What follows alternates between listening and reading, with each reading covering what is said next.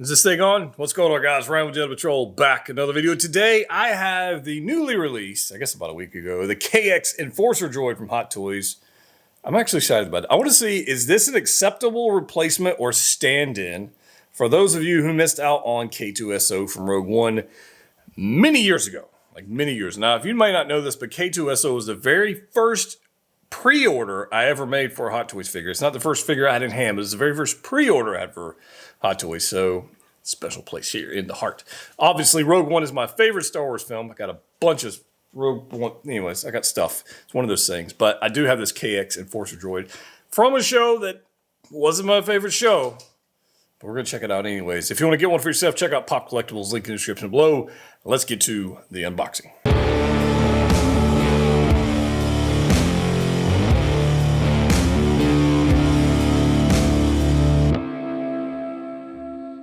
All right, guys, here we go. We've got KX Enforcer from Book of Boba Fett.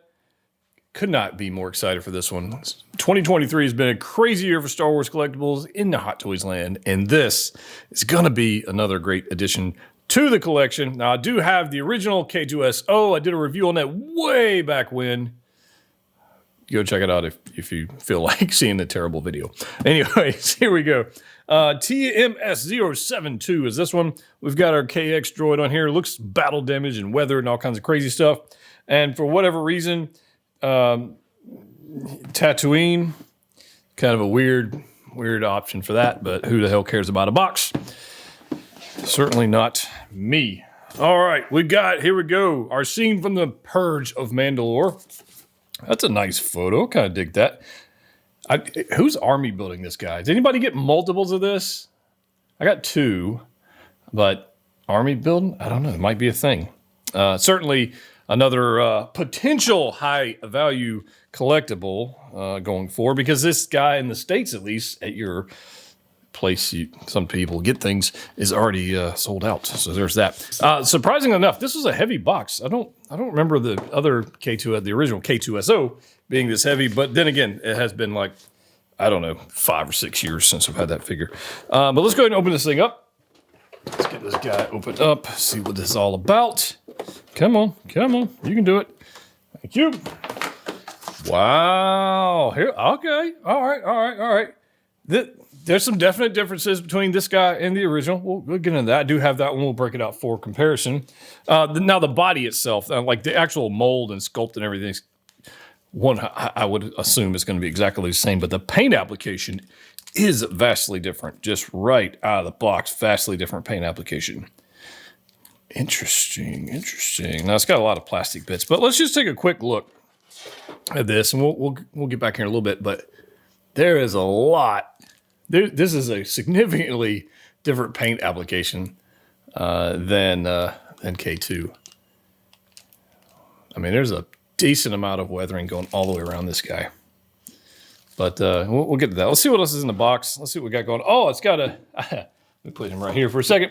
I forgot it's got this diorama base, which I'm not terribly excited about.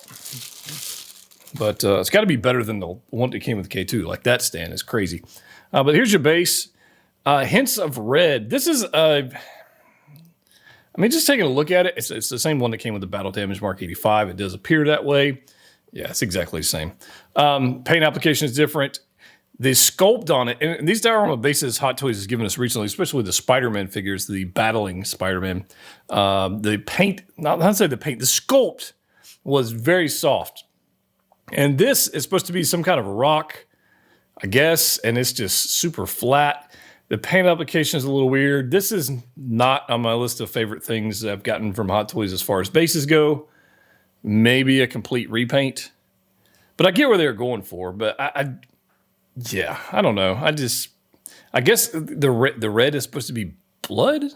Because I don't think the surface of Mandalore was all red with red stones and everything, but I digress. What kind of stand? Oh, we got a different stand. Thank the maker. For those who caught that reference. This has got to be a better stand than... We'll see, but it's got to be a better stand than the one that came with K2. That stand is a nightmare. But there's that. We got some batteries to go for the light-up feature for the eyes. We'll mess with that. We've got an E22 blaster. Dig that. We'll check that out. We've got another one. Forgive me, I don't remember the name of this particular blaster, but it looks like the exact same one that came with K2. It's just different paint application. And then the antenna are right here. We'll get those put in. And then we got this Mandalorian helmet that is, oh, that's kind of cheap. Look at that. But there we go. So let me get this plastic off here. Let's check this guy out. All right, got the plastic bits off of this guy. Let's take a look. I want to take a look at his helmet first, if we can do that, because this is probably, other than the base, probably one of the least significant accessories on here. But here it is. Here is the helmet that you get, the Mandalorian style helmet with a nice paint application. It's almost like this brown crimson color with like some green, like copper, like brass patina. Oh, yeah, not copper, be brass, like patina on it. So nicely painted. We've seen the mold a bunch of times. Doesn't come with a antenna or anything like that, rangefinder. But there's that. But the inside is it's incredibly cheap. There's nothing going on inside. I was curious, could I use? Obviously, there's no like neck peg you do it, but I happen to have, and you also might have if you have a Star Wars collection. We've got our Fett here, and if you're using a head sculpt on this, then you've got this guy's extra, right? You got a couple Fetts that have this little extra piece. You could absolutely use this. It doesn't like securely go on, but you could use a neck peg like this and put some foam around it and get this on there. And it doesn't, like, honestly, it doesn't look half bad like that. I know it's not going to stay on because I'm leaning it, but it could work that way. But that's pretty cheap. I just, not too long ago, unboxed the Luke and Han Solo in disguise, Stormtrooper disguise. And those helmets inside are like highly detailed. Even the Fett from one of the previous releases, like the highly detailed helmet. This is a bit of a letdown and a bit of a cheap skate route for Hot Toys. Now, we do have this guy right here, which this is one of the original blasters that came with K2 originally. Heavily weathered just to match K2. The one that came with KX. The one that came with K2 is not this weathered at all. But this was nicely done. A lot of silver dry brushing going on both sides. Lightweight, and will fit in his hands just fine because he's got articulated digits. Our E22 blaster, very nicely done. Got a nice little touch of red right there that we saw previously. Nice little see-through action going on right there. This is one of my favorite blasters. I seriously need to 3D print one of these life size. I'm going to add that to the list of things to do because I really, really want one of these. So somebody out there in the comment section, hold me to that because sometimes I get sidetracked and I forget to do things. So somebody remind me to print one of those life size. This we already talked about. I don't want to talk about that again, but I do want to show you where these little antenna go on the back. And there's two pegs. I got this guys right here, and they're going to go in the back of your figure right here. There's only one spot for them to go in. I will tell you, once you go in, getting them out's a nightmare. So just, I mean, there's no reason to take them out really, but that's how they go in. Let's go ahead and pop those guys in there. If I can line it up, trying to do this on camera. There we go. Okay, so there we go. And they're pretty much flush mount. You can see it right there. And they are fragile. They're not die cast. They're not metal. They're plastic. And if you drop this guy, he falls over. Chances are those will be the first things to break, along with his little tusks. You see these guys right here? Those right here definitely have potential to break. So you don't want to do that. But having owned the previous version of this guy, K2SO, for a number of years, there are some things you want to know about. So I want to talk about some of those things. One of them, obviously going to be down here in the bottom. You've got die-cast legs. I think everybody and their mother knows that by now, but you may be new to collecting. But if you don't know, die-cast, even though it doesn't say die-cast on the box anywhere.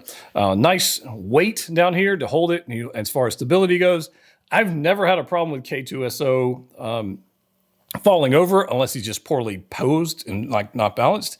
But as long as he's balanced, he's not gonna have any issues. Ratcheted heels or ankles, I guess if you will, large. I mean, you can hear that. So you're not gonna have any issues with this. If you get these in the position you want, they're gonna stay there. A little bit of play there on the bottom, but and he does have toe articulation. On mine's a little stiff right this second, but so you got that. So as far as falling over, not really going to be a problem. Ball joint at the head. You can do whatever you want to do there. But look at the paint application. Look at this. That is some fine weathering all around. I was a little curious by the blogger photos if it would be this weathered in person, and it absolutely is. I think they displayed well in the photos what we're getting in hand, so you can take a look at that. But there's detail all throughout inside the torso, on the front, paint applications everywhere. You can kind of see in there. If I flip around the back, paint applications in the back of the torso, all around. Nice touches of reds, blacks, and golds. Nice little touch of yellow we got around here, which is a beautiful addition. I'm a big fan of that. But yeah, look at the weathering all throughout this thing. He has been through all kinds of battles and damage. Look at this. The insignia, it's like third washed off. That's awesome. I love that. The one on this side, different paint applications, different weathering throughout. And there's just like bits of almost like rust going around this entire, oh man, it's just beautiful. So one of the things I would definitely work out or pay attention to when posing this guy, yes, you got a ball joint up here, right? You got this guy right here. You can move this guy out of the way. And you got a little bit more range of motion on here. Like there's a lot of range of motion there. That's not the problem. The problem are these joints. So as beautiful as they are to look at, and they look fantastic and screen accurate, they come loose. So over time, if you pose this particular figure often enough, the elbow joints come loose, and due to the weight of the arm, because the elbow is way up here, the elbow joint can get loose. So what I would recommend on that, pose this guy, be careful with it, enjoy it, but keep in mind that on previous versions of this figure have become loose over time. So don't be surprised if that happens to you. So just be mindful of that, okay? If you haven't, I mean, it's not gonna, here, look, it's a friction joint, right? All right, it's a friction joint, but this one's not too bad. But this right here, this joint right here, moving it enough times, the friction wears off, and it's a thing. Okay, articulated digits. We talked about that. Just like an Iron Man figure, you get all the knuckles are articulated. Ball joint on the thumb, so you can move that around however you want. Have him hold blasters. You've got obviously a hinge there, and you can rotate all that. I mean, there's just plenty of points of articulation on this guy to do a lot of poses, except for like this one pose that is very unnatural. If you want to do something weird, you can try to have KX Enforcer Droid sit down, which is not, it's not all that great. The way this pelvis is shaped, there's V's, right? And instead of coming straight out, if you want to have him sit down, it kind of kicks out like that, which is weird to say the least. I know it's kind of weird on a, anyways, let's do the, let me just show you. Here we go. If you want to have him sit down, there we go. It doesn't work all that great. Now these joints I've never had a problem with, and like I said, I've never had a problem with my other K2 unit falling over. I've never had a problem with that whatsoever. Although the display stand it comes with is fidgety and weird, but there it is, pretty nicely done. Like I said, ratcheted joints here, ratcheted joints here. Got about a 90-degree bend. I mean, these guys aren't made to be acrobats. They're just made to go kill things. Now, there is a light up feature in the eyes for those that don't know, and it's pretty cool, but you can see the detail there on the head once again. Just like every other Hot Toys figure, they're cell batteries, and the batteries suck. So we pop the head off here. I've already put the batteries in, but the batteries go right there, and then you've got a little LED right there, and they have smartly, this is smart on Hot Toys part. They've painted the inside white so the light can bounce around, because the light goes in rays and goes in straight lines and it bounces everywhere. And so that's smart. And then you've got the adjustable eye sockets right there. You can have them look wherever you want. And based on that, you can see that right there. So if you flip that light switch on, there we go. It's fairly bright. And it's a cool white. It's like a bluish white. All right, so there we go. There's our KX Enforcer Droid looking all kinds of menacing. So if he looks like this with the lights on, which looks fantastic, you could do a fusion reactor and have like the wires coming out, but there's really nowhere good to hide the wires. So this is kind of one of those things like, I'm going to try and come up with some kind of creative way to have it look like it's lit, even though it's not lit. I'm not sure how I'm going to do that just yet, but I'm going to turn that off because I don't want the batteries to die just yet. The ones on my K2 they've been dead for years. But there's that. So let's go ahead. Let me put him right here for a second. Let's get this stuff out of the way. We no longer are interested in these accoutrements. All right, get out of here. And let's bring in our K2. All right. I want to show you guys the difference in paint applications between these guys. So here's my K2 right there. And it is a vast, vast difference. All right, we'll have him do this for a second and try not to drop either one of them, right? All right, so KX Enforcer Droid on the right, K2 unit on the left. Paint applications, vastly, vastly different. I mean, this is like fresh off the factory line with a little bit of scratches in it from the Empire versus this guy who has seen some stuff, right? And, you know, both of them look fantastic. I think both of them obviously could pass for K2SO. So if you missed out on this one, don't want to pay the crazy price tag, could you get this one and substitute? 100% yes. I see no reason that you wouldn't be able to do that other than whatever is going on in your own head and you can't rationalize it. I don't know. But they're essentially the exact same droid, different paint applications. This guy right here just looks, there we go. There's your paint application. So they're more of a blue steel gray going on here. And this one's a little darker with a little shade of red. I mean, just a hint of it, right? But there it is. Paint applications are really the only difference. The mold is exactly the same. I just lost one of his grenades. Here's the back. You can see the comparison of those guys. I mean, even this one's got battle damage parts on it, right? You got little scratches and stuff. I mean, clearly not as much as this one. But absolutely could be whichever one you want. So if you can't have this one, which I understand, you can have this one. I think that's just as good. So let's pose them up. All right, so let's take a look at this KX Enforcer droid on some different lighting and a little bit different pose. And I do have the lights and the head off because honestly, they just don't last very long. So anyways, this figure is 100% exactly in skeletal form to the K2SO we got many years ago. So 100% exactly the same. The only difference is the paint application. I think you guys have probably noticed that by now. Let's take a look a little bit on this paint application. It is beautiful. It is weathered. It is Hot Toys quality. There's no doubt about it. It's a beautiful figure. I hope if you, whether or not you enjoy the show, you know, a little bit of a dumpster fire parts of it, right? Regardless of that, it's a good figure. I would highly recommend you pick one of these guys up if you are trying to collect all the droids, which, you know, that's a good thing too. So just being a droid is also a bonus. The paint application is beautiful. I mean, what else do you want to say? What else is there to say? You're not going to go crazy posing with this thing. At least I don't recommend it for reasons I mentioned earlier. That's not going to happen, but he will absolutely fit in. We'll break out Jyn and Chariot, some other figures out here in a little bit to see how he pairs up with the Rogue One figures. So maybe you have those and you missed out on K2. If you missed out on all of them, then all of what I'm saying is completely irrelevant, and you should just complete your Book of Boba Fett collection line.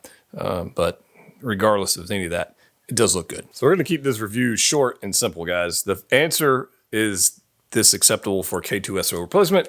Yes, I think it is. Obviously, here we go. We've got Jyn. We've got Chariot.